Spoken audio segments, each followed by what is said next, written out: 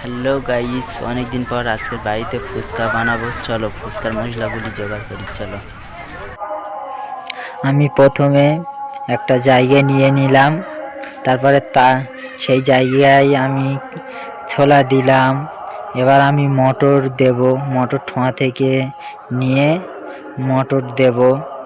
তারপরে আমার সব ভিজানো কমপ্লিট হয়ে গিয়েছে। আমি সন্ধ্যার দিকে সব নিয়ে একসাথে মাখাচ্ছি। দেখো, আলুটা প্রথমে মাখিয়ে নিচ্ছি। আলুটা না একসাথে মাখালে আলুটা শক্ত হয়ে ঢিল ঢিল হয়ে থাকে, ওই জন্য সব একসাথে মাখিয়ে নিলাম। তারপর আমার এই আলু ছানা পুরো কমপ্লিট হয়ে গিয়েছে। দেখুন বন্ধুরা, আমার আলু ছানা পুরো কমপ্লিট হয়ে গেছে। এবারে আমি সেখানে কি চানাচুর দিয়ে দিলাম, দিয়ে আমার সব রেডি হয়েছে।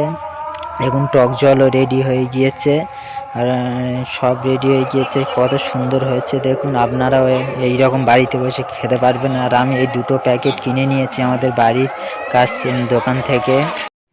হ্যালো গাইস, এখন আমি ফুচকাটা খেয়ে দেখবো কেমন হয়েছে।